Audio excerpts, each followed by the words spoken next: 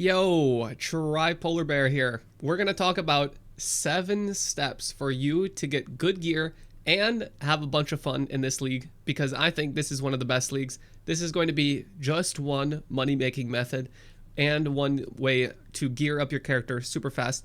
Obviously, there are other methods, but I think this one is very simple, very easy, and also probably one of the better ones, and it leads for a little bit of variety. All right. So number 1, you need to pick an okay build for you to have a good league start and to make some money and to have a fun time on your character, right? You have to be playing something decent. If you are following something from one of the mainstream YouTubers, it's probably okay. If you're following something from some random Whomegalol or maybe something from the forum, it might be a little bit of a toss-up. But if you're playing, the normal, typical meta things, you're all right. All right, past step 1. Step 2, choose harvest nodes and reforge in white and yellow maps if you need to. For some people, you might be IDing gear. You might be good enough at gearing on your own. You might not have to do this. If you're not, then I would definitely recommend going up the side, blocking some of these other mechanics, and taking some of the harvest nodes, right? So you have the small ones here for extra plot chance. And when you come over here, you can get the extra nodes here for extra Sacred Grove. This is very good.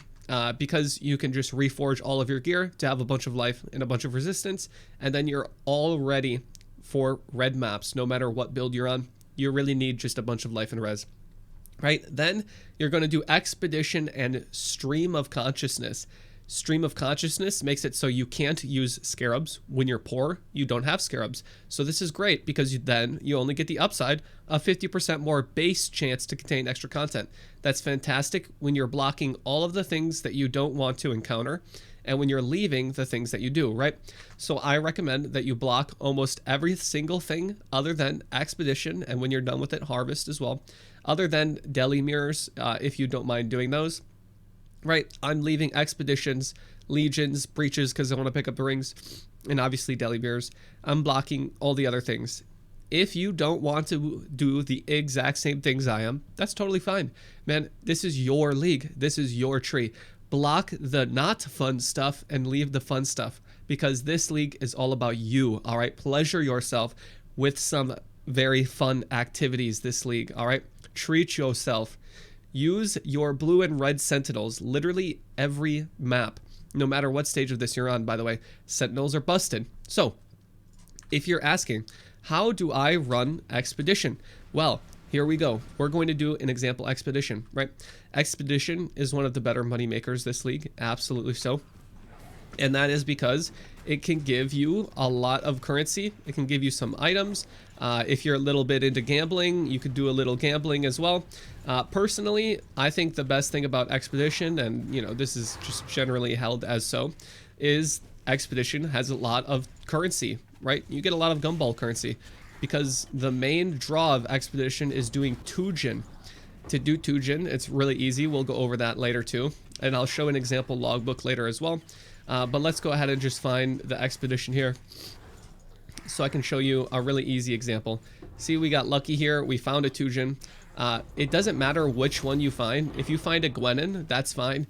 If you find Danning, Rog, right? It honest to God doesn't matter. You do all of them no matter what. Because when Gwenin drops a logbook, it's not always going to be just a Gwenin logbook.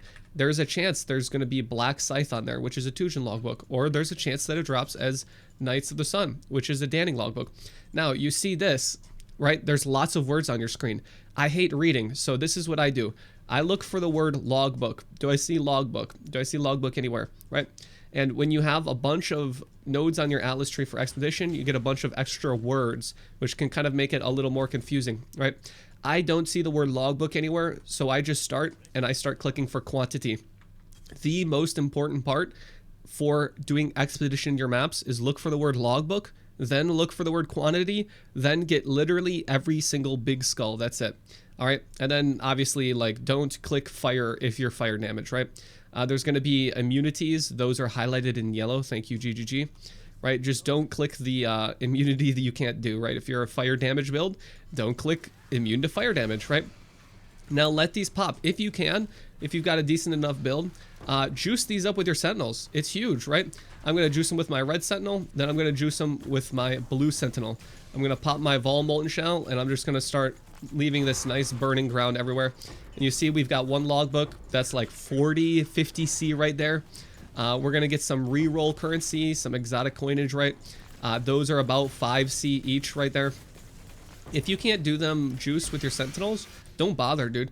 Just like blast, right? Just blast. Even if you're doing these suboptimal or whatever, you're still going to make an absolute truckload of money off Expedition, especially when you're just doing Stream of Consciousness, Elk and Go memory, right? Then you just click all the chests, you pick up your logbooks, your currencies. Obviously, you'd finish your map, but for this example, we won't. It's super easy, super trivial to do these, and you can just chain them back and back and back with Stream of Consciousness without even having to buy Scarabs if you don't want to. Personally, I do because I like to guarantee it, which is the next step, right? But you're poor, so no Scarabs. Use Quant Sentinels if you have them. Otherwise, don't, think about it too much. Just try to have some fun. When I'm choosing Sentinels, I like to go to my locker, but my locker's full, so I like to go to my now quad tab full of Sentinels, please, GGG. Make the locker bigger. I just search rare, and then I search reward, and then I find one that has reward and is rare. There's other things, it can get more complicated than that, but if you're looking for a really easy way to get some decent sentinels, just search rare, reward, and use those. So after you're doing Stream of Consciousness, Expedition, yada yada, now you've got logbooks and you've got Expedition currency. Well, you can run your logbooks, or you can sell your logbooks and the logbook currency. If you have an Expedition locker in your hideout, go to that, set the affinity so all your stuff goes there. If you don't, just search for it in your decorations tab. But you see here, I've got hella Ostrogali, lots of exotic coinage, right? These are like 5C each, 4C, whatever it is, right? In bulk, they sell for more. And you've got a logbooks, and you're like, man, what the heck do these logbooks sell for? Well, if you head on over to the Forbidden Trove, which is linked down in the description, you can search for logbook in the search bar, and you should find a channel called Bulk Expedition willing to sell Sentinel Soft Core. You will just price your logbooks according to what other people are pricing them at. Black Sites, 55C each. Druid, 30C each. Exotic coins, scrap metals, Ostrogalis, you can sell them according to this. Just look at a couple of them, equalize them. If you want a quick trade, sell them low. If you have a lot of bulk, you could probably get away with putting them up a little bit higher. But if you don't have that many, then you're probably going to have to get away with selling them 5C cheaper just to get a faster trade. Now, let's say you want to run the logbook. Well, personally, we're just going to go over Black Scythe. That's the easiest one, and I think it is one of the better ones to run for newer players. So it's really confusing, right? Which ones do I choose? Well, the single most important thing when running logbooks, and the reason why logbooks are valuable, is the currency and artifacts that you get, right? More important than that, specifically the greater Black Scythe artifacts that you get, right? The more of these that you get, the better. So things that give artifact are the chests, right? The chest markers and the monsters. So we have two different Black Scythes here. Which one should we choose? Remnants have an extra suffix. That's pretty good, right? That can give extra quantity of artifacts dropped from monsters in the chain. You have increased number of remnants. That's pretty decent. Quantity of artifacts and number of runic monster markers. Honestly, in the sake of brevity, you can kind of just blast these. I'm going to keep it a buck. The best thing you can do with these is really not to think much, right? I'm going to elk this, and I'm going to make sure it's all good on my regex, right? I'll link this down in the description, but if you're using Awakened Trade macro, you can press Shift and Space at the same time, and you have this nice little thing here. And so I've set this to get rid of maximum regen, aura effect, and vulnerability from whatever I'm rolling. So this doesn't have any of that. So it's all good to go. I'm going to give it to Danning, and we're going to do this logbook here. I'm going to choose the remnant suffix and the additional remnants.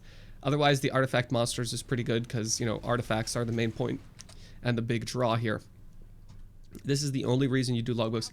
Now, oh my gosh, there's so many words. There's so many everything everywhere. The first thing you do is look for a big skull on your map. That's the boss. If you have a big skull, get a bunch of remnants that don't add that much damage or make the boss really tanky. Depending on your build, it's going to change a lot for fire trap. It doesn't matter. I just don't make the boss immune to fire damage. The more remnants, right? Every remnant you add before the boss explodes, right? Before you put the plunger down on that big skull on the map, is 5% more expedition currencies dropped by the boss. The bosses are really important to do, but if your build can't do too juicy of one, then just don't get that many remnants. Other than that, all you do is then look for underground areas. I see one here, I see one here, and then we're looking for this symbol on the map right here. All these little symbols, right? This is the expedition symbol. Here's another one here, we got another one here, and then another one up here. These are the most important part, right? We're doing this for artifacts, so that's the artifact symbol. So we're gonna run straight towards those. I'm just gonna come over here. I'm not gonna like plan and be some optimal Andy. I'm literally just gonna come over here and start trying to click some artifacts. I actually picked a really bad way to go, but it's whatever. I've got to backtrack some, but it's all right. We're just gonna blast it. We've got this one here, this one there. We've wasted a little. It'll be all right. All right, we don't have to be optimal Andys over here. We literally just need to get some artifacts and we need to get some underground areas.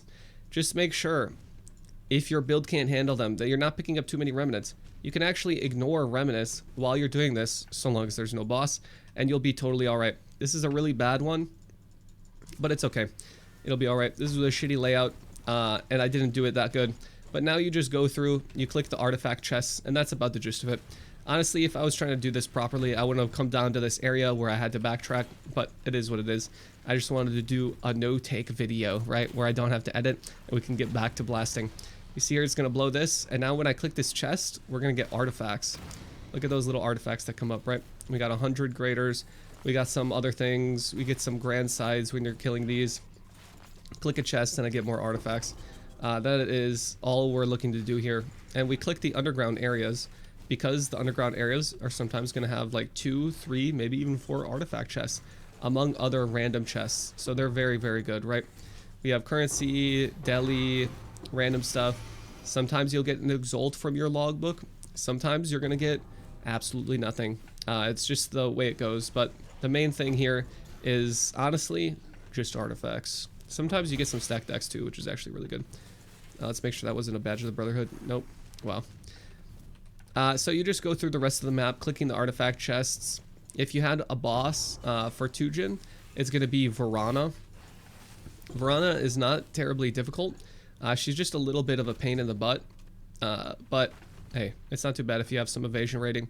You can kind of kite her around. And if you didn't add too many remnants, then your build should be totally fine. You're not going to feel like you get too much from the logbooks when you do them. Especially if you did it like this one, right? Don't do it like this one. But you really just won't feel like logbooks are worth it when you're doing them. Logbooks are only worth it when you start buying currency from Tujin. So if you don't want to do the Tujin thing, don't run logbooks, right? Logbooks are not worth it if you're only just getting rewards from random chests like currency or stack decks or whatever, right? The big money maker is you being able to buy all of the stuff from Tujin with the fake money that he loves. So let's go over here, click these last chests, right? We get a couple maps, we get some random gumball currencies. It's kind of cool. Kill these random monsters. And the logbook's just about done because I did it kind of half-assedly. But that is step number 4, right? We're running or selling our logbooks. Very easily just sell them at all your exotic coinage if you want. So next step is going to be buying expedition scarabs, right? After you have a little bit of money from selling or running your logbooks, you can buy scarabs and force it if you want. Then you could juice your maps because your build might be a little bit better after you have some money and you bought some upgrades. Corrupt all your maps. More quant and more pack size means more runic monsters, and the runic monsters, those big skulls, are the ones that drop the logbooks. So let's go over, if you are running scarabs, if you're running logbooks, how you buy stuff from Tujin, right? If you looked, or if you were paying attention before when I brought up the Tujin currency window, there's only one currency that matters that you get from Tujin, and that's the Greater Black Scythe, right? It's the second smallest currency. This is the one that's your limiter. you will be limited by greater black sides. This one right here, right? Grand is okay, exceptional, and lesser. You're really not going to be running out of those so long as you're not completely wasting them. So you click, you use an exotic coinage, you get a reroll window, you scroll down to like 50, 70%, right? And you do that with your scroll wheel. Just, I have my finger on my middle mouse. Here, we're going to go to optimal middle mouse strats. Gosh dang it. I dropped my light here. Here, let's just turn that off. Way too bright. I just put my middle finger right here on the scroll wheel, and then we just scroll down. It's actually very, very easy to just do Tujin as fast as possible, and that's the name of the game. Just scroll down. I like to double click confirm because sometimes he haggles. When you get to greater, right, you need to be paying attention to what you're buying for greater. I'll scroll down. I won't buy armors. I won't buy fossils. I will buy crappy scarabs. And when you get to lesser, all right, when you get to lesser, consider yourself rich. Buy everything. Buy chance orbs, buy alterations. If you're poor and you need wisdoms, buy some whetstones, armor scraps, transmutes, whatever. You can even buy your crappy oils with lessers, right? And with grands too, you can kind of get away with that as well, right? Anything for grands, that's okay, that's decent. Don't buy fragments. Just get away with it, right? Chisels for graders, I'll do that. No transmutes, armors, whetstones, or crappy essences until we get to lesser. Now that it's lesser, I buy whatever I want, right? And then you just keep blasting. When you have things for exceptional, try to get a little bit better of a deal. It's going to be a little bit of a pain in the ass if you get some really big items and you just don't have any. But now that we're in lesser, I'm going to buy some crappy oils because I want some. I don't want to have to go buy some clear oils later on in the future. So we just do that, right? And you see how easy it is. You start at the top, and the top is always the most expensive item, right? It always starts exceptional, then it goes to grand, then we're at greater now, right? Rogue markers for greater, I don't know what it is. I'm not going to think about it. Augments, I'm not buying. Does this have life? Yeah, I'll buy it. It's 27. That's pretty cheap, right? We go to augments, not buying, but now that we're at lesser, we buy again, right? And you see how easy it is to be buying things this quickly, right? We're at graders, boom, we go and we buy. I buy these chance orbs because when I'm done with doing a bunch of Tujin, I've got a crap ton of chance orbs. I turn these chance orbs into scours at the vendors in Act 10 town or in wherever, right? And again, we're at lesser, so we can just ball out, even buying transmutes or armor scraps if we want to. That is Tujin in a nutshell. He's very easy, very non-complicated, and he is the reason why you should be running Tujin logbooks.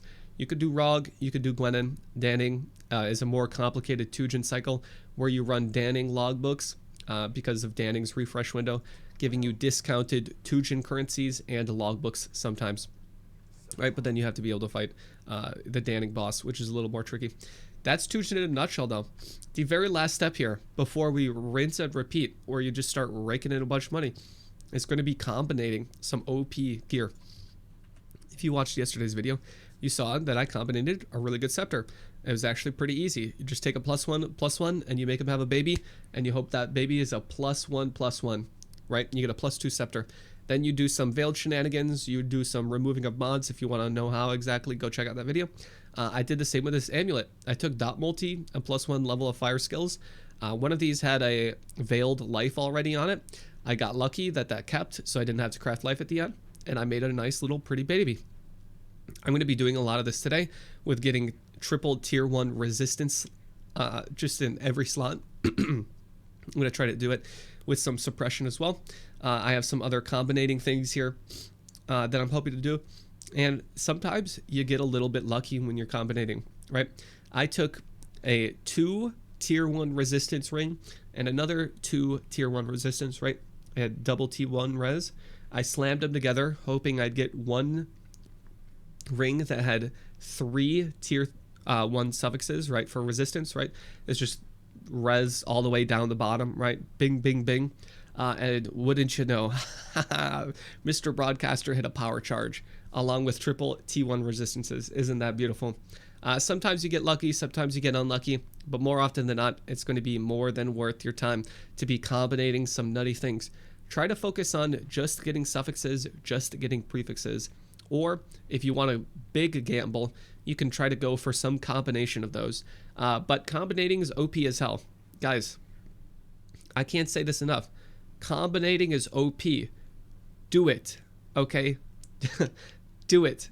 This is more broken than Old Harvest, maybe. All right, maybe.